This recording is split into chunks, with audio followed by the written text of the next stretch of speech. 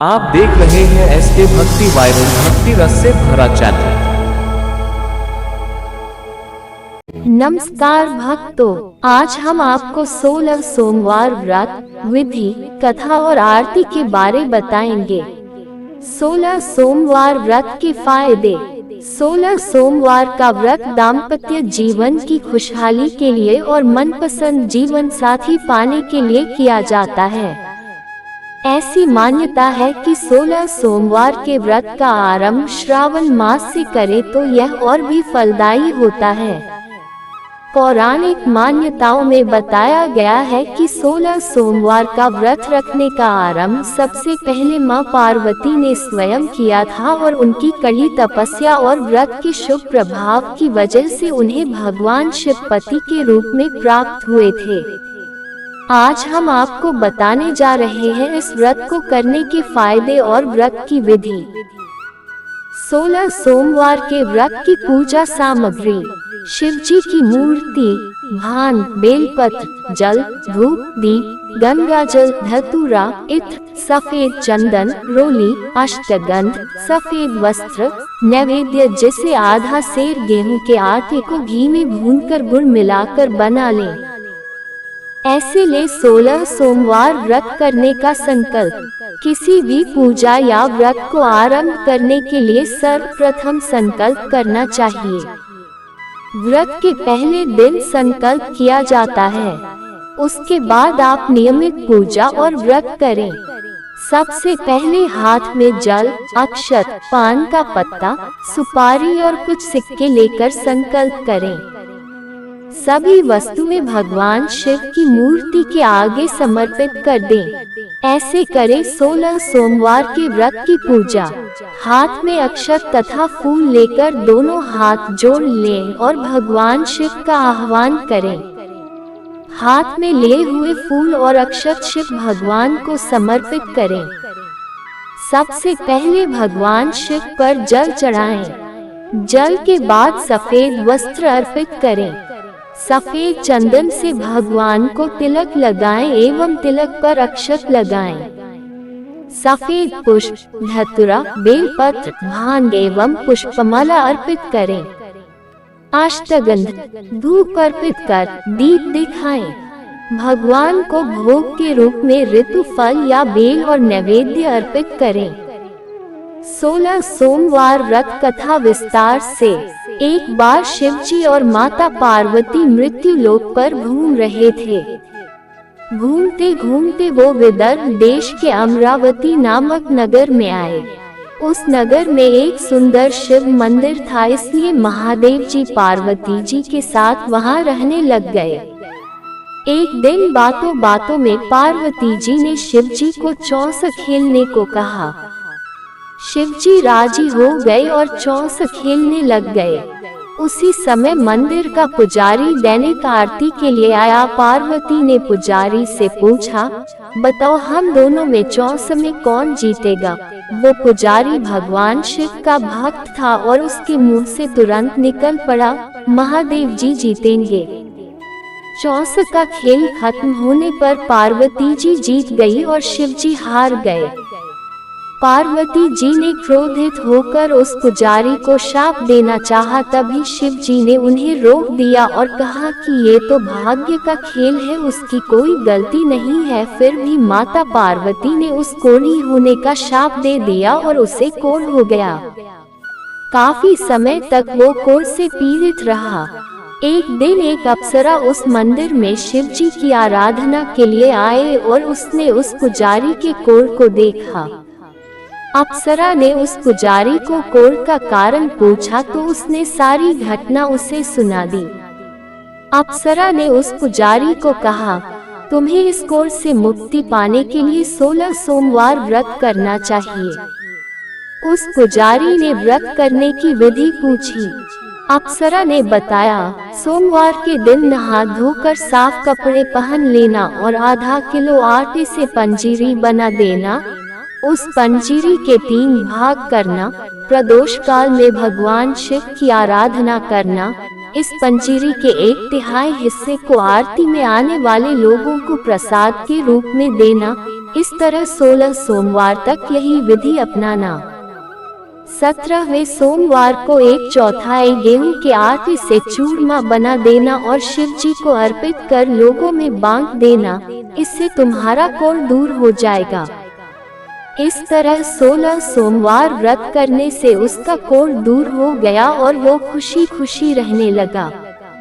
एक दिन शिवजी और पार्वती जी दोबारा उस मंदिर में लौटे और उस पुजारी को एकदम स्वस्थ देखा। पार्वती जी ने उस पुजारी से स्वास्थ्य लाभ होने का राज पूछा। उस पुजारी ने कहा उसने 16 सोमवार व्रत किए जिससे उसका कोढ़ दूर हो गया। पार्वती जी इस व्रत के बारे में सुनकर बहुत प्रसन्न हुई। उन्होंने भी ये व्रत किया और इससे उनका पुत्र वापस घर लौट आया और आज्ञाकारी बन गया। कार्तिकेय ने अपनी माता से उनके मानसिक परिवर्तन का कारण पूछा जिससे वो वापस घर लौट आए। पार्वती ने उन्हें इन सब के पीछे 16 सोमवार व्रत के बारे में बताया। कार्तिकेय ये सुनकर बहुत खुश हुए। कार्तिकेय ने अपने दूर गए ब्राह्मण मित्र से मिलने के लिए उस व्रत को किया और 16 सोमवार होने पर उनका मित्र उनसे मिलने विदेश से वापस लौट आया। उनके मित्र ने इस राज का कारण पूछा तो कार्तिकेय ने 16 सोमवार व्रत की महिमा बताई। ये सुनकर उस ब्राह्मण मित्र ने भी विवाह के लिए 16 सोमवार व्रत रखने के लिए विचार किया। एक दिन राजा अपनी पुत्री के विवाह की तैयारियां कर रहा था। कई राजकुमार राजा की पुत्री से विवाह करने के लिए आए। राजा ने एक शर्त रखी कि जिस भी व्यक्ति के गले में हथिनी वरमाला डालेगी उसके साथ ही उसकी पुत्री का विवाह होगा। वो ब्राह्मण भी वही था और भाग्य से उस हथिनी ने उस ब्राह्मण के गले में वरमाला डाल दी और शर्त के अनुसार राजा ने उस ब्राह्मण से अपनी पुत्री का विवाह करा दिया। एक दिन राजकुमारी ने ब्राह्मण से पूछा, आपने ऐसा क्या पुण्य किया जो हथिनी ने दूसरे सभी राजकुमारों को छोड़कर आपके गले में वरमाला डाली? उसने कहा, प्रिय, मैंने अपने मित्र कार्तिकेय के कहने पर 16 सोमवार व्रत किए थे। उसी के परिणाम स्वरूप तुम लक्ष्मी जैसी दुल्हन मुझे मिली। राजकुमारी यह सुनकर बहुत प्रभावित हुई और उसने भी पुत्र प्राप्ति के लिए 16 सोमवार व्रत रखा। फलस्वरूप उसके एक सुंदर पुत्र का जन्म हुआ और जब पुत्र बड़ा हुआ तो पुत्र ने पूछा, माँ, आपने ऐसा क्या किया जो आपको मेरे जैसा पुत्र मिला? उसने भी पुत्र को 16 सोमवार व्रत की महिमा बताई। ये सुनकर उसने भी राजपाट की इच्छा के लिए ये व्रत रखा। उसी समय एक राजा अपनी पुत्री के विवाह के लिए वर तलाश कर रहा था तो लोगों ने उस बालक को विवाह के लिए उचित बताया। राजा को इसकी सूचना मिलते ही उसने अपनी पुत्री का विवाह उस बालक के साथ कर दिया। कुछ सालों बाद जब राजा की मृत्यु हुई तो वो राजा बन गया क्योंकि उस राजा के कोई पुत्र नहीं था। राजपाट मिलने के बाद भी वो सोमवार व्रत करता रहा। एक दिन 17वें सोमवार व्रत पर उसकी पत्नी को भी पूजा के लिए शिव मंदिर आने को कहा, लेकिन उसने खुद आने के बजाय दासी को भेज दिया। ब्राह्मण पुत्र के पूजा खत्म होने के बाद आकाशवाणी हुई, तुम अपनी पत्नी को अपने महल से दूर रखो वरना तुम्हारा विनाश हो जाएगा। ब्राह्मण पुत्र ये सुनकर बहुत आश्चर्यचकित हुआ। महल वापस लौटने पर उसने अपने दरबारियों को भी ये बात बताई तो दरबारियों ने कहा कि जिसकी वजह से ही उसे राजपाट मिला है वो उसी को महल से बाहर निकालेगा। लेकिन उस ब्राह्मण पुत्र ने उसे महल से बाहर निकल दिया। वो राजकुमारी भूखी प्यासी एक अनजान नगर में आई। वहाँ पर एक बुढ़ी औरत धागा बेचने बाजार जा रही थी।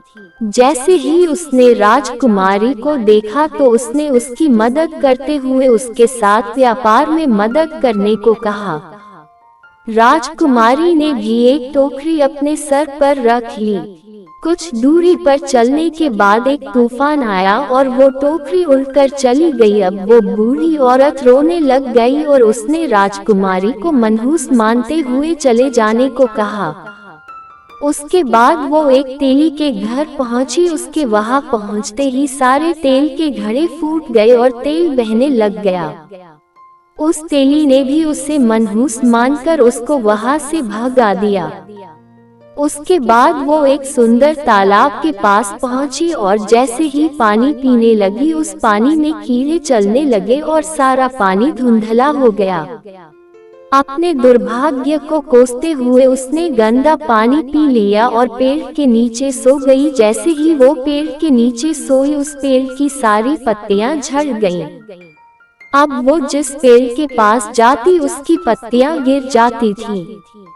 ऐसा देखकर वहां के लोग मंदिर के पुजारी के पास गए। उस पुजारी ने उस राजकुमारी का दर्द समझते हुए उससे कहा, बेटी तुम मेरे परिवार के साथ रहो, मैं तुम्हें अपनी बेटी की तरह रखूंगा, तुम्हें मेरे आश्रम में कोई तकलीफ नहीं होगी।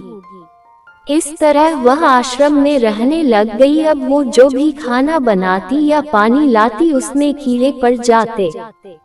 ऐसा देखकर वो पुजारी आश्चर्यचकित होकर उससे बोला, बेटी तुम पर ये कैसा कोप है जो तुम्हारी ऐसी हालत है।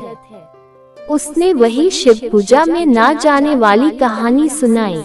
उस पुजारी ने शिव जी की आराधना की और उसको 16 सोमवार व्रत करने को कहा जिससे उसे जरूर राहत मिलेगी।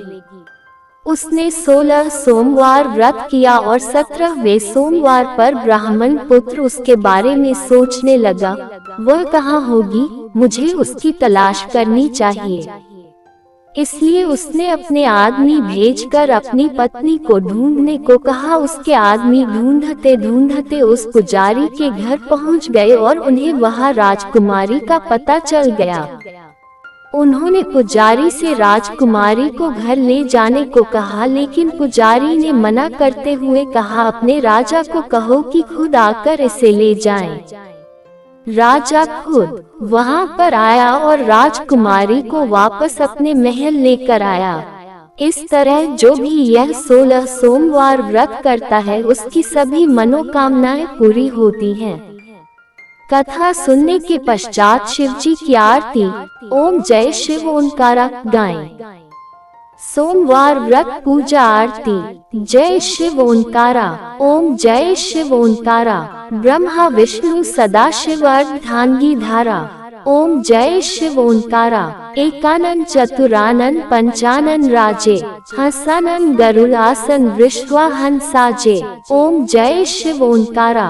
2 भुज 4 चतुर्भुज 10 भुज अति सोहे, त्रिगुण रूप निरक्ता त्रिभुवन जन मोहे, ओम जय शिव ओंकारा। अक्षमाला बनमाला रुंडमाला धारी, चंदन मृगमत सोहे भाले शशिधारी, ओम जय शिव ओंकारा। श्वेतांबर पीतांबर बाघंबर अंगे संकादिक गरुणादिक भूतादिक सगे, ओम जय शिव ओंकारा।